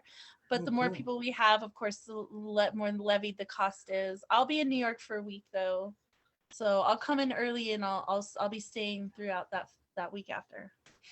I was ready to go the end of July. That would have been perfect timing for me. They pushed it. It's always in July. We don't know why they pushed it, but for some reason, we just all checked one night and we were like, okay, the poetry festival is now the weekend of September 11th. So Because I I'm was kind of gonna go happy to about New that England. though. I was going to go to What? New England the week before Providence and then come back through New York on my way home. And Well, Providence is still then lovely move. in September. Also, Yeah. New York is beautiful in autumn and September. I'm kind of happy to not be on Governor's Island. With Providence isn't that far from Maine. I'll meet you in Providence. Well, I won't be poeting in Providence. Okay, whatever.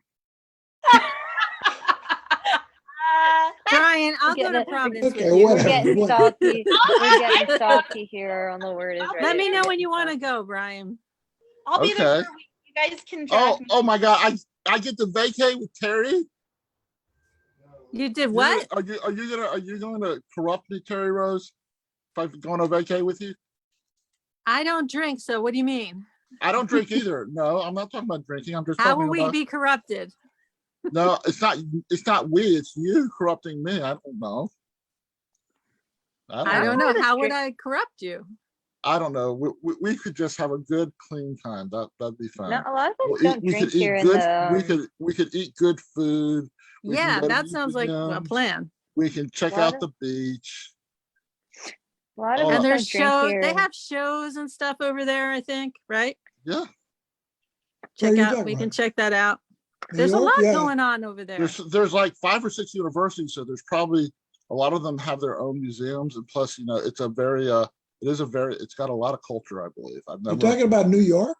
No, I think we're talking about Providence. Yeah, Providence. Providence is fun. Yeah, a lot of us don't drink here in the New York poetry community. We don't really drink. We do Well- other things in the backyard of the poetry cafe, but alcohol is not one of them. Well, in Providence, I'll be playing in the National Bridge Championship, so not The poetizing. National Bridge? Wow. Yeah. My grandma was a takes part of that. that's like a really sharp, that's like a real brain activity. Yeah, I think we got a shot to win something, man. I got a good team. My grandparents were like international bridge players. What are their names? I would know them if they were. Well, Stephen Strauss was my grandfather, and Rochelle Strauss was my grandmother. Strauss? Strauss. My last name is Strauss, like Johann Strauss and Yep. Richard So Strauss, you're all type it in the chat. like your name. Levi My Strauss. No, they only have one S. No, I'm not related in any way, shape, or form to the genes. Not. Those were German Jews. I'm a Jewish German Jew. Because if you have 2 S's on the end, you're Jewish, and if you had 1 S, you were German. My son, my partner, I'm gonna play with in Providence. His son is playing in the World Championships right now. Except for today, they canceled it because people had COVID. People tested for COVID, so they're gonna pick it up tomorrow. But I'm watching him online playing the World Championships. My partner's son. Yeah, bridge is a great game. My grandparents tried the hardest to teach us. It was just, you gotta really, but they loved it. They traveled all around the world as a team playing together. And then until she died, my grandma was playing bridge online. Yeah. It was her thing. Yeah, You and like play if she was playing bridge and you called her, she'd be like, "Honey, I'm playing bridge. I'll call you back in like half an hour." Exactly. And we It's then an she called back. addiction. I'm corrupted. That's my addiction. I've been playing for 54 years or so, and I'm She was still like, learning. yeah, that's wonderful. Yeah, she was Sapphire or something. Then we have like one of her little trophies. Many of her trophies downstairs. I have to find it, but that was their thing. They love I bridge. don't recognize those names, but I'll look them up. It's okay. It's all good. 'Cause I know I like to think, I don't get as sad about it that they're in heaven playing bridge together. That's what I like to think. So they don't get as sad. That's kind of how I have to get through the day sometimes. Anyway, and yes, my book will be finished soon too, Marissa. I promise. It's on this notepad of real estate and Broadway and poetry stuff. You don't want to really look at this. It's stressful. There's a cool book by Louis Sackar. He's a young adult author. He wrote Holes. That was made a movie. Oh yeah. He's a bridge player. He shows up at the Nationals. He wrote a book, The Card Holder, for young adults, about a bridge player, an old guy, and his great nephew or something holds the cards for him because he's blind. And whatever, he and his woman, regular partner, they died, and the young kids channel them. I'm giving away the story, and win a big tournament. But it's cool. And so he teaches. It's a book for young kids, but he has sections that says, if you don't want to read this part, it's really technical about the game, you can skip to the next part, or you could learn about the game. It is an interesting game.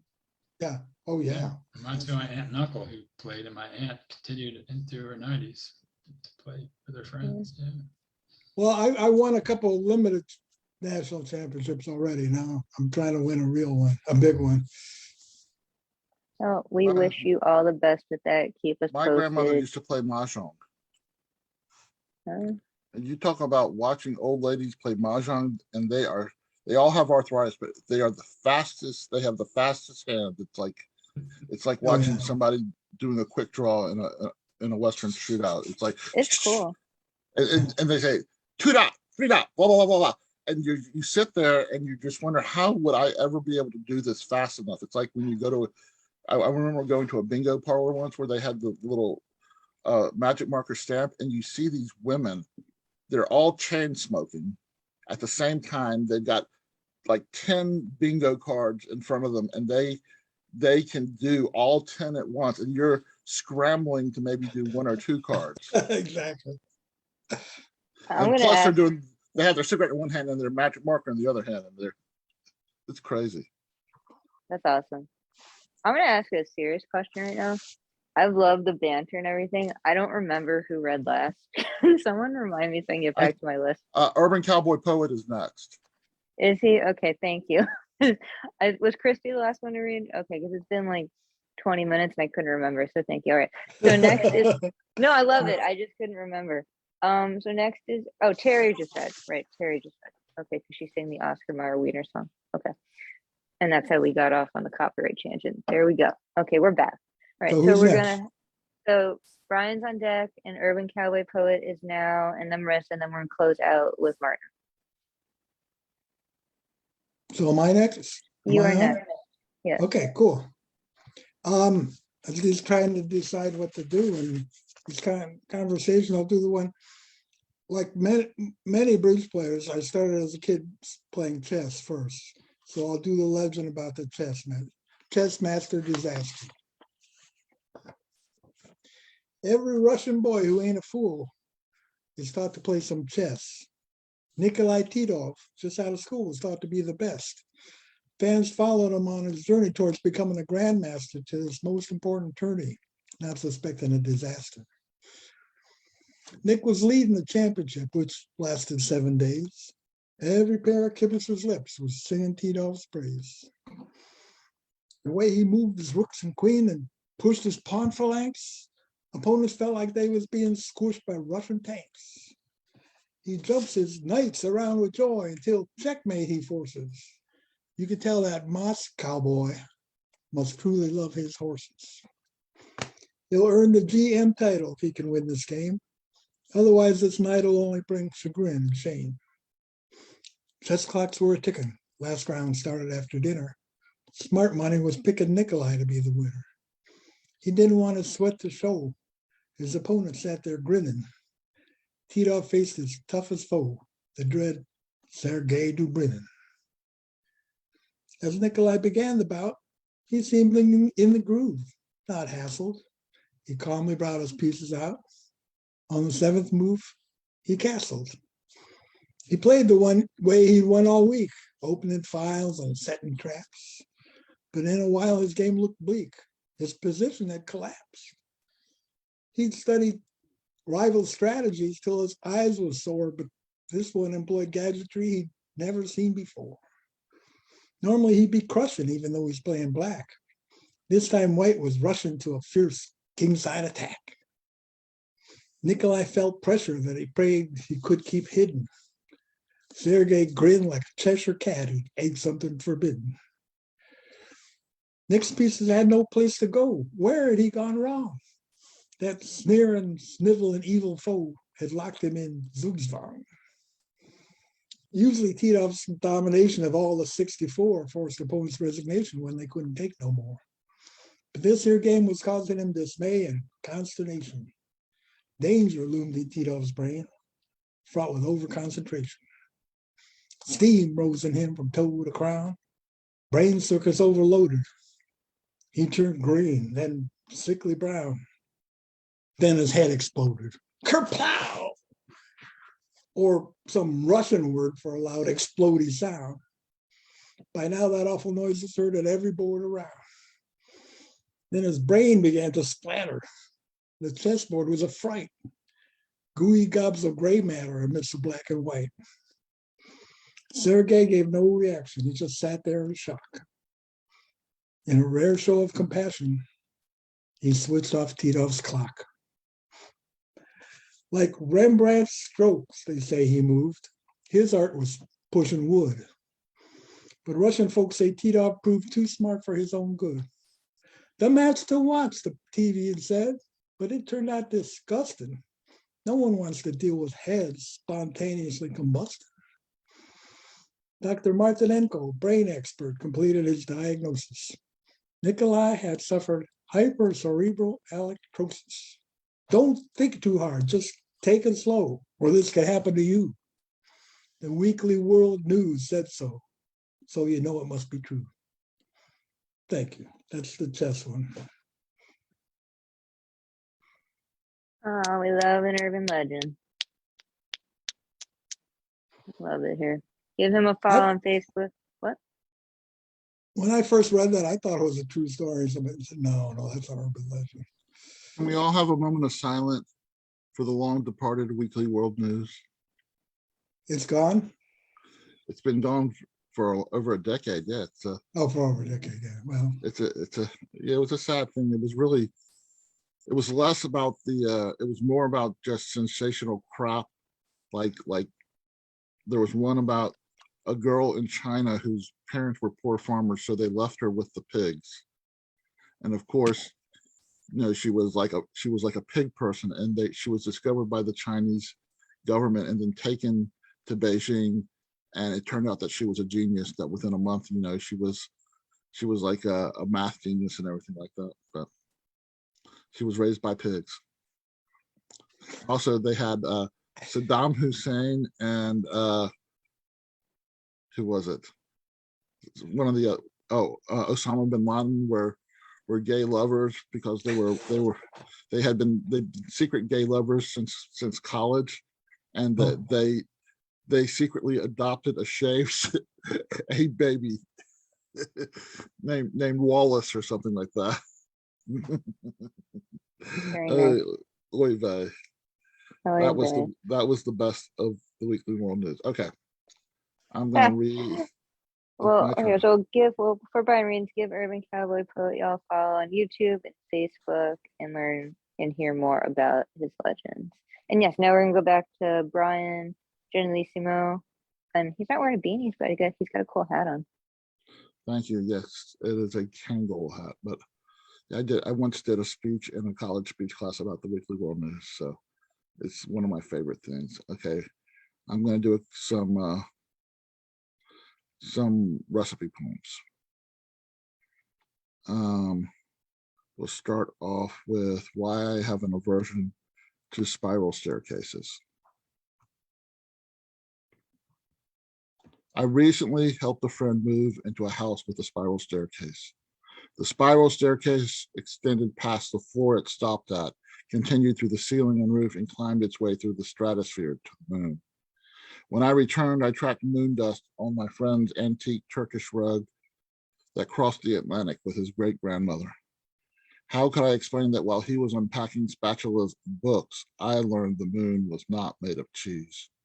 Luckily, I had brought a bounty of goodies from the farmer's market to divert attention from the fact that I might slip myself a magic mushroom or two before the sun sets. I sliced 4 thick slices of spongy buckwheat walnut bread, spread a thin layer of artisan mustard made with black, brown, and yellow mustard seeds, rice wine vinegar, manuka, honey, figs, coriander seed, and white pepper, topped it with a slice of ashy rinded, slightly sour tasting semi-soft sheep milk cheese and fresh sage, then closed it shut with another slice of bread. I heated my friend's famous well-seasoned cast iron skillet his Aunt Mildred gave him when he helped her move to a retirement home. Aunt Mildred used that skillet to win 4 blue ribbons for fried chicken at the county fair in Tullahoma, Tennessee. He proudly displayed Aunt Mildred's ribbons in a shadow box on the kitchen wall. I placed the sandos in the hot, dry skillet so I could smell the bread turn a lovely, toasty, golden brown, flipped it till the other side toasted, removed the culinary masterpieces to paper plates, and sliced them diagonally. My friend took a first bite and made a grunt that could have accompanied an orgasm. Jesus, the mustard and the sage are so amazing. This cheese is everything. But in the end, a masterful, melty grilled cheese sandwich was not enough to melt away imaginary moon dust from a Turkish rug. And excuse me, waiter, do you have that pie with the flies inside? I'm in the mood for shoe fly pie with plenty of flies. When flies see you eating their friends, with coconut whipped cream on the side, with every smile-laden bite, they leave you alone, tell all the other flies, and even alert the mosquitoes. Mosquito and green tomato cheddar pie is a savory pie that tastes too good to be true. The crust can be traditional or graham cracker. Place thin, sliced, super extra sharp white cheddar cheese over the crust. Top it with slices of tart green underripe tomatoes. Sprinkle a mix of allspice, cardamom, and brown sugar atop the tomatoes, then layer like lasagna 2 or 3 times, top with pumpkin and sunflower seeds over the top layer of cheese. Bake under foil, then remove the foil for 5 minutes so the cheese gets royally browny and the seeds get toasty tasty. Then dig into this addictive delight. Baked mosquitoes are said to taste like ground Szechuan peppercorns. Thank you. That was awesome, Brian. Thank you. And that is not a real pie, but I Shoe read fly it. pie. Shoe fly pie is the green tomato pie I made up. And Doc Janning asked me for the recipe for the tomato pie, so which was kind of funny. I had to tell him it That's wasn't awesome. real, but I sent him the poem anyways. Had that in, Awesome. yeah. Go ahead. Had that in Eric. Lancaster in Amish country, shoe fly pie. At their I had family it. style. Yeah, I was driving through Pennsylvania and I had it at a diner in the mountains of Pennsylvania. Yeah. And it was like the texture. Would you say it's like the texture of wet tar? It's a very, it's about the strangest, and you cannot eat it by itself. You have to have ice cream and whipped cream with it. It is really weird tasting. But it's I a remember delicacy. from growing up in Pennsylvania, definitely. Yeah, but it is strange. It's a dessert delicacy over there, and it's part of the culture. Yeah. It's like That's cool. shoe fly pie and sprout. Like, If they ever make vegan shoe fly pie, I will try it. Oh, Two flat Was pie, molasses an not apple vegan? pan dowdy. it's Makes it sound. What? it's mostly vegan. Molasses. Molasses is molasses. Molasses is vegan. Molasses vegan. I White, just don't like white it. sugar Molasses. is not necessarily vegan because sometimes it's processed through animal bones. But Oh, I did not know that. yeah, Brian, if you like peanut butter, I do know a place in Pennsylvania near me that makes a peanut butter pie. It's really Peanut good. butter pie. yeah, another. Yeah, I bought a recent of like a 7-nut butter. There's no peanuts in it at a Trader Joe's. That was really good. Oh, look what Jeff's holding up. Okay, so Peanut I'm butter filled pretzel. If I could eat peanut butter, I would devour that. I can eat almond butter. Trader Joe's Yeah. right here. This is my jam right here. well, Yeah, they I now can't make eat an Trader- also, Trader is that Joe's the is almond butter heaven. pretzels or is that the peanut butter? I saw that they This is had the almond peanut butter. pretzels. This is the Oh, peanut they butter do? one. Yeah, they now make Okay. almond butter filled pretzels. I've Okay. never been a fan of the peanut butter filled pretzels. My IBS will be very happy they make almond butter pretzels because I can't digest peanuts. But Trader Joe's is also Mecca. So there you go. It's what? Mecca, heaven. Oh yeah, it's The Holy Land. Holy yeah. Land. We almost got a Trader Joe's in Brunswick. So somebody bought this shopping center, right? And the tail end of the shopping center had been vacant for like 10 years. And so they wanted to put a grocery store there. And Trader Joe's and the Market Basket, which is out of Massachusetts, they were both in a bidding war. And then Hannaford, which has a store probably less than 2 miles away, came in and totally outbid what either one of those companies could have done, just so that they wouldn't have the competition. And now Hannaford has 2 stores less than 2 miles apart.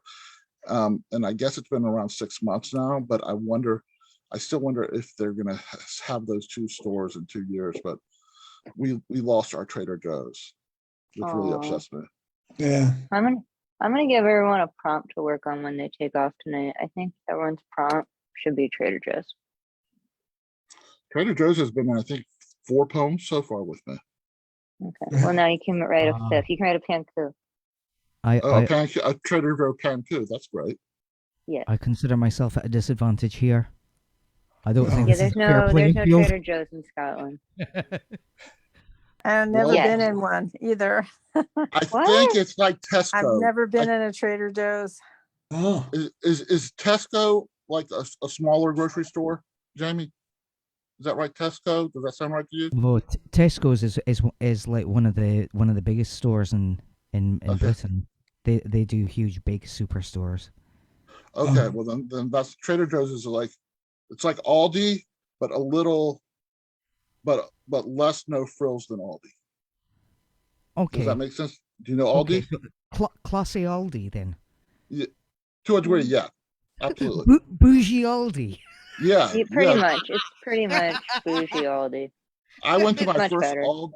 I went to my first Aldi last summer, and I was really disappointed. I really thought it was going to be more interesting than it was. Yeah, it's not great.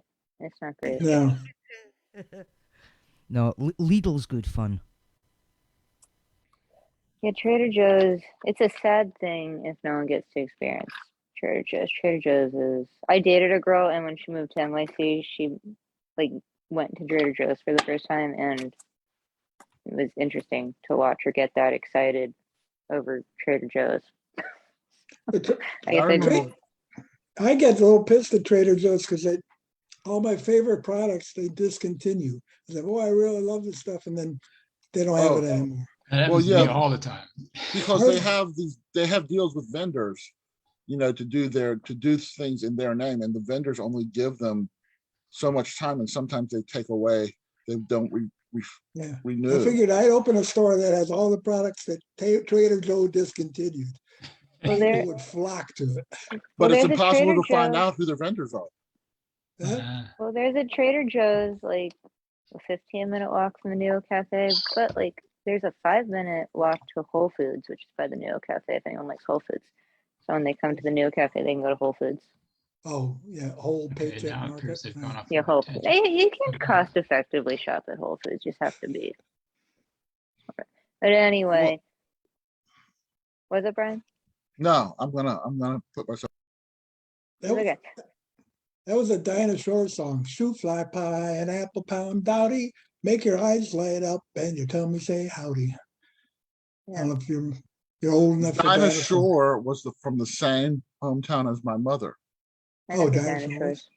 And Yeah. her first cousin was really close to my Aunt Charlotte. And this woman she was a very eccentric woman who never got married. And she came to all of our bar mitzvahs. Her name was Marjorie. And she was like something out of an old movie. She was really interesting woman. Dinosaur? No, Marjorie Oh. Sanders, Oh, Marjorie. her eccentric cousin. Or cousin. Yeah, dinosaurs. I did a play at the public theater years ago, and she was a character in it. And then they cut her out of the play because the playwright said it didn't make sense for her to be in the play anymore, and the actress threw a fit because I would say like 90% of her lines got cut. But that's how I learned who Dinosaur was. Anyway, we digress. Marissa, do you want to read a poem? Yeah, okay. Okay. So I ordered some of my poems in my book, and I like this order better, so I'll send out this new draft to those who are reviewing the book. I just think the order works better. All right. So a couple poems from the book. Let's do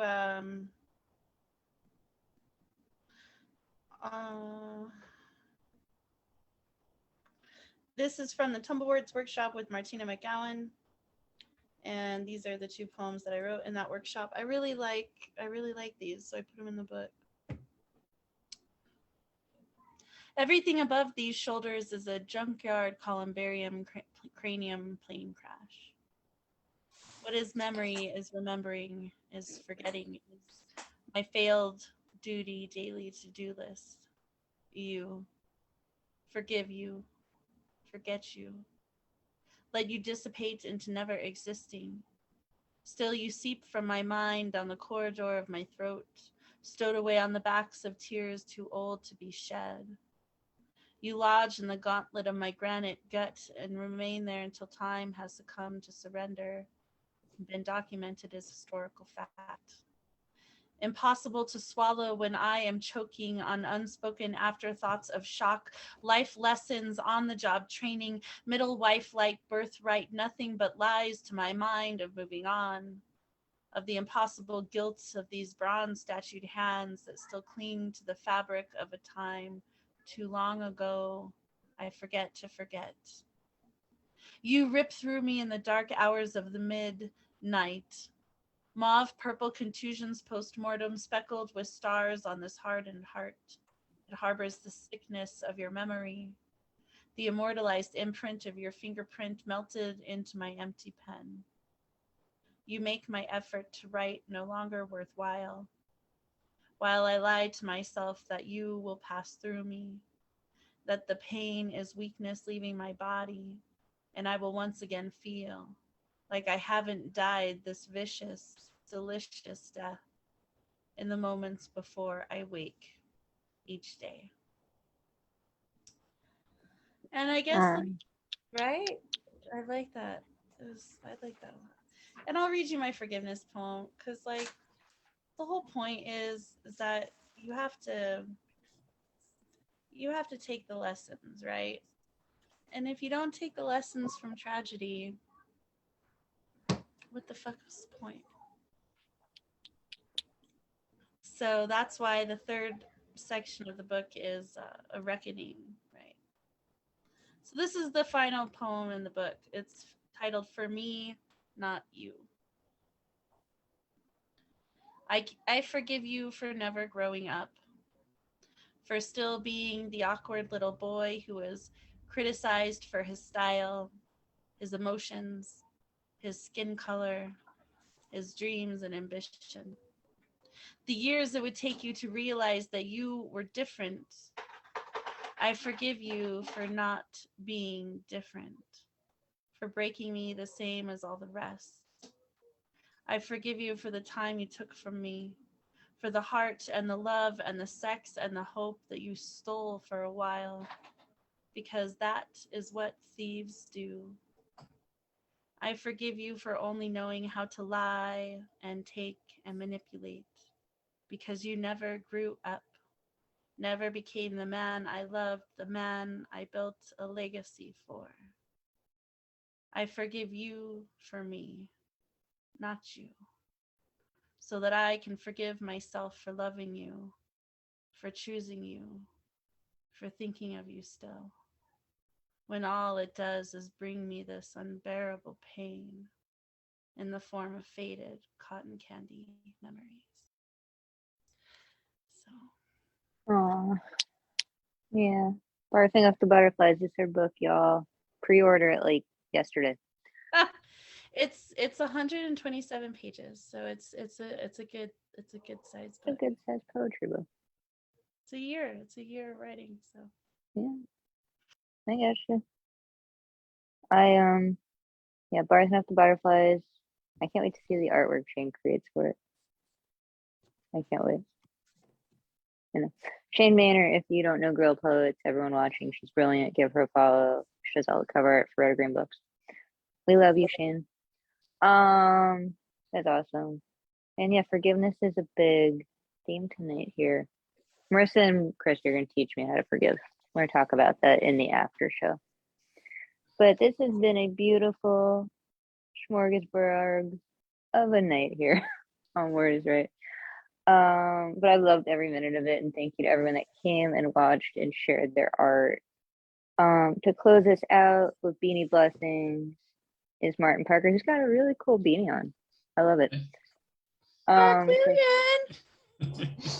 So I think I emailed it to him, so he should have it. But take it away, Martin, and thank you everyone for watching tonight. Thank you everyone for tonight. I have to admit, I never thought of this as a beanie growing up.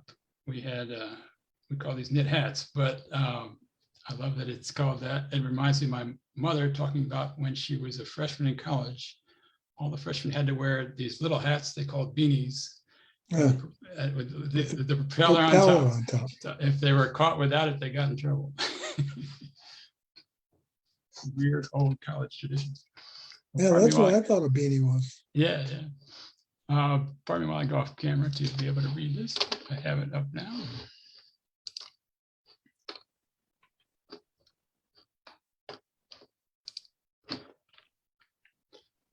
Beanie Blessings. We close out our time together staring up at the same sky. Whether the sun kisses down on your face, the cotton candy clouds begin to swirl. In the early evening, the crescent moon fades in as the constellations begin to dance throughout the night. We all look up at the same sky. Thank you for blessing the sky, soil beneath our feet, and our family with your presence and art. Thank you for taking the time to create. Thank you for holding space. May you squirt out poems kitty style in dreamland. May we always have beanies to keep us warm and stylish. This has been the Deadpan Dope Tuesday open mic with The Word is Right, hosted by Deadpan Lizzie, the Beanie God. On behalf of our community, I, Parquillian, bid you adieu until next time.